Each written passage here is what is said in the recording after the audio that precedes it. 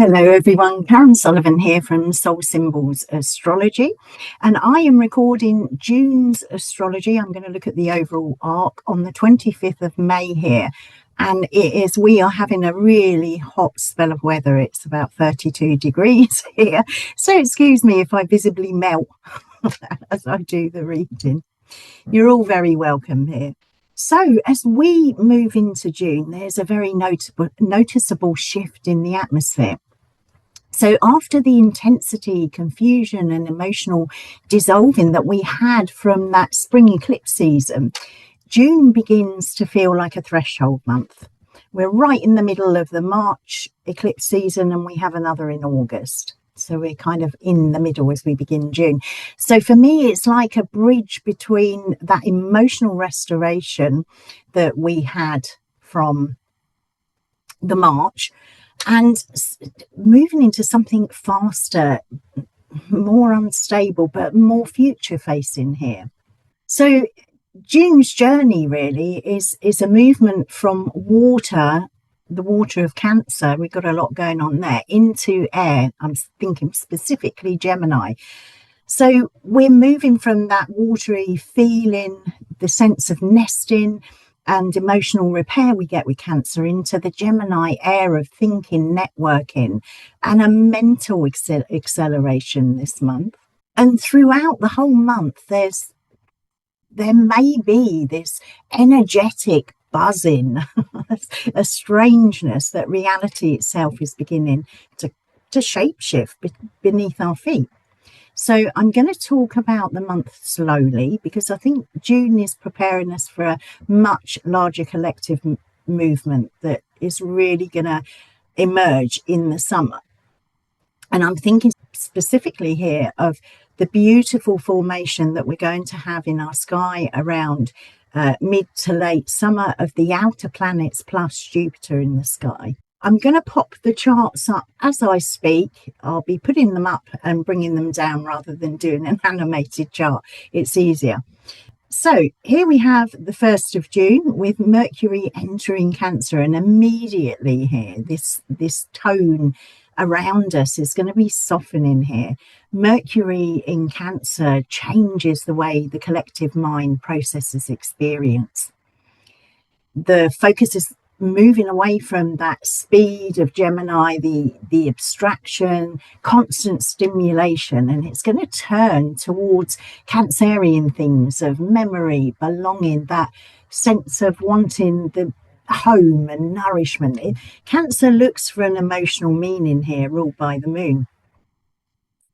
So during this period, the early part of June, we might find ourselves thinking more about our family and roots.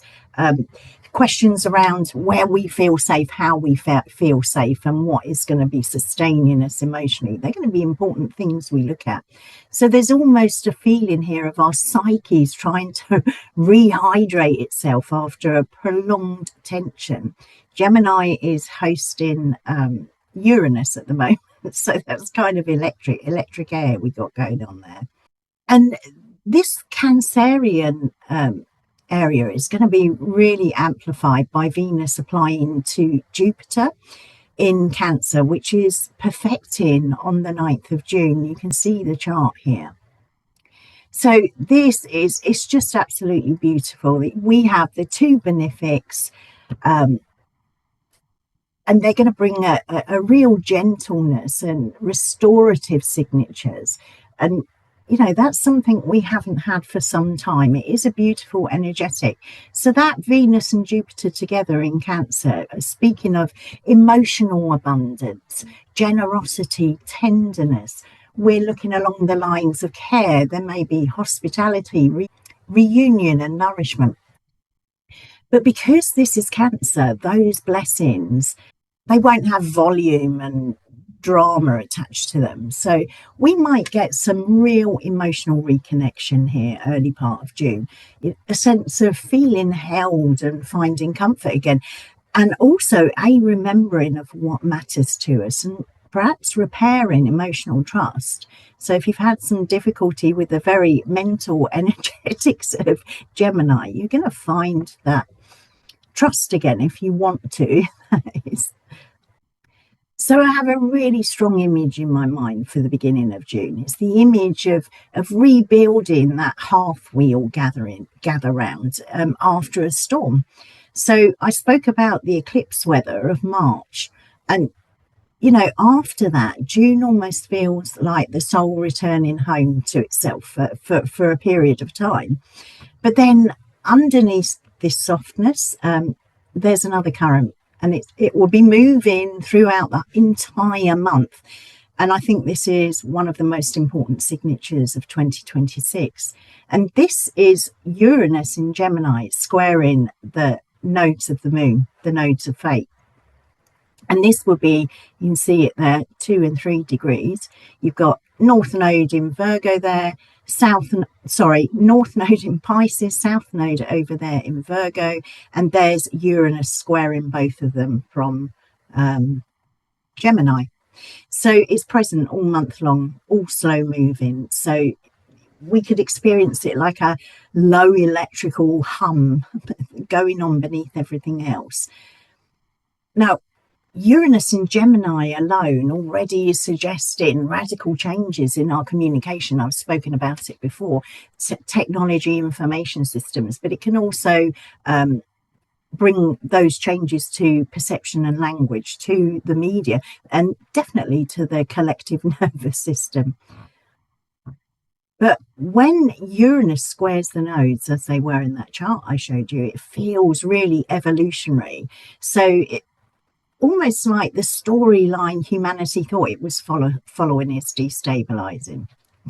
We see that all around, don't we? It's just so present, that sense of destabilization of the narrative. So it's like the reality becoming more fluid, and any old maps or narratives that we've been following, for me, it feels like those maps are not explaining the terrain that we're on. So there's a level of confusion, disorientation here with this energetic. And because the nodes are on the Pisces Virgo axis, we're seeing tension between certainty and uncertainty. They're opposites, so it's polarities. So, and then in the intuition of Pisces can feel set against analysis. And also those facts of Gemini and collective imagination can be seen polarized as it can with systems and dissolution. So how can this manifest for us? It can manifest as an information overload. We can see narratives being fractured up. We are seeing that already. So there can be collective and individual rapid shifts in our perception. So that can bring a real nervous overstimulation. And there can be a lot of competing truths out there. There's absolutely genius here, innovation and breakthrough thinking. And it can bring about those new ways of understanding reality. But we need to acknowledge that there can also be fragmentation here. And I think June is one of the first months where we begin to really feel that future arriving into where we're standing. Then the chart here of 14th of June, we have Venus leaving Cancer and entering Leo. And the emotional tone is going to change here, from Venus in Cancer to Venus in Leo. So the beginning of the month feels really lunar and reflective, and a level of feeling protected and nurtured here. But Venus entering Leo is going to reintroduce fire into our hearts, the heart of Leo. So suddenly we might experience real desires for expression or visibility. Leo likes the stage. We might have bursts of creativity and radiance. We can see romance and celebration here. It's where, the sun is at its peak here. The emotional cocoon starts opening that we've had in Cancer. So almost a sense like we've protected and nurtured our hearts at the first part of June, and now we want our heart seen. We want to get that out there. We want that visibility. So that can be absolutely beautiful, because in Leo there's warmth and vitality, there's artistic expression. So we can reclaim our joy here as Venus moves into Leo. But as I said, with Uranus active in the background all month, Venus in Leo can also reveal questions around performative identity, image making, that spectacle culture that we see often on social media, vying for attention. We can also get gifted with the ability to see the difference between authentic expression and curated visibility. So for those of us active on social media or having businesses on social media, it's so important. We all need to think about it. Am I performative? Am I capturing attention? And how am I doing that? These are good questions to ask. But the deeper of questions of June can become about how we radiate authentically rather than theatrically. So it's like, just bring yourself and all you are, the good, the bad, and the ugly. So we can be asking ourselves here how we're expressing ourselves without becoming consumed by the performance. And social media gives us that huge push on, how we are meant to present to please the algorithm, to get out there. So there's huge pressure for us to do that. But authenticity is, it's key here. It's looking at who you are and presenting that. Whatever work you're doing it through you. So fantastic time to look at those issues and get rid of the demanded performance. Okay. And then we're going to be moving towards, straight afterwards, after this ingress, the Gemini New Moon. And for me, that's a pivotal turning point. It falls right in the middle of June. We've got to remember that Uranus is so active here. So the lunation can feel really electric, unstable, mentally charged, and really, really future orientated. Okay. So that new moon is going to be planting seeds around communication, technology, learning. We're talking about our networks, media, transportation, conversation, but it's mainly about the way information itself is moving through our collective field or collective consciousness. So this turning point mid-June with this new moon and Venus moving into Leo can definitely start feeling like the collective mind is rewiring itself. And I think many people might experience that as both exciting and overwhelming. Okay, any really new rewiring of any type it can be overwhelming. We can look here for those sudden insights and breakthrough conversations, or we may find new intellectual directions or entirely new ways of seeing situations. This can all come about, but equally, there might be a difficulty with concentrating our focus. It's Gemini, Uranus, a new moon. This is a lot of energetics in Gemini. So there may be too many signals arriving at once. And this is where the fragmentation I spoke of can come. It can be that mental fragmentation, nervous exhaustion, or just pure overstimulation. Gemini multiplies.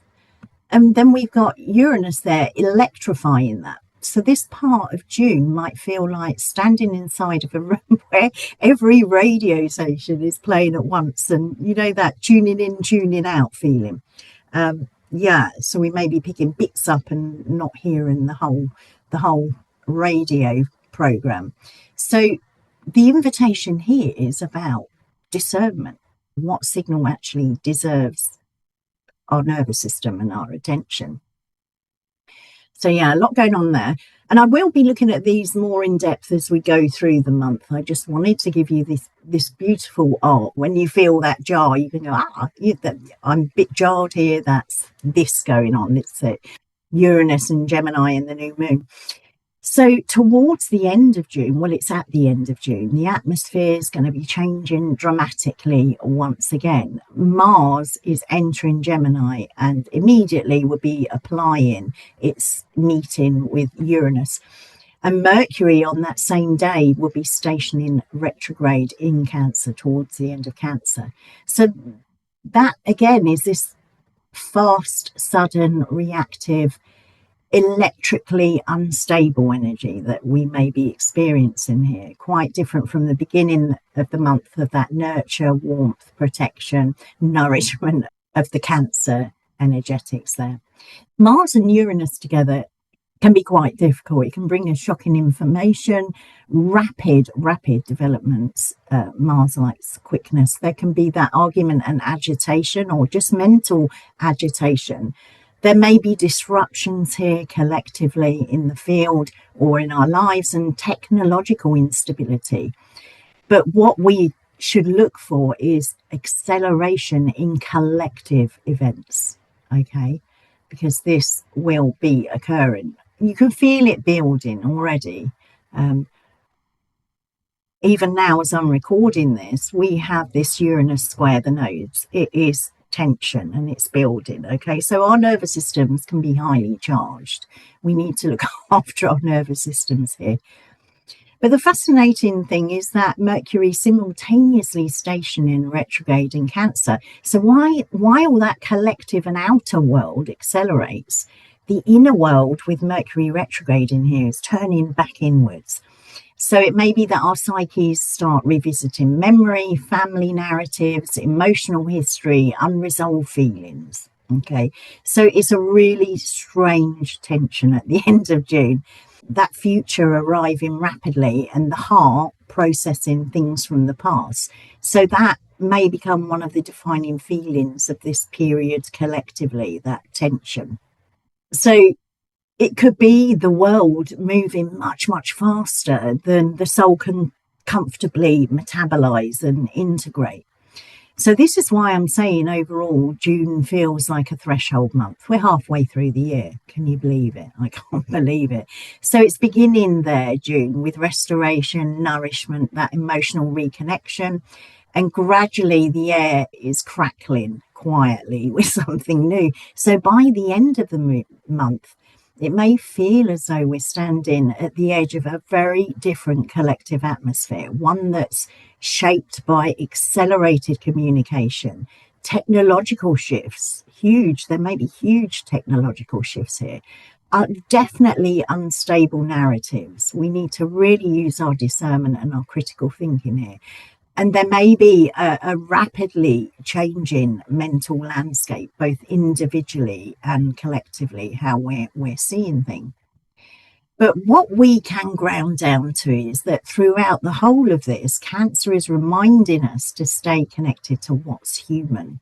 So look for what nourishes us emotionally, bodily, physically, mentally, what is protecting our souls, because the deeper wisdom of June can be that as that world gets louder, faster, fragmented, that hearth that I said at the beginning becomes really sacred again.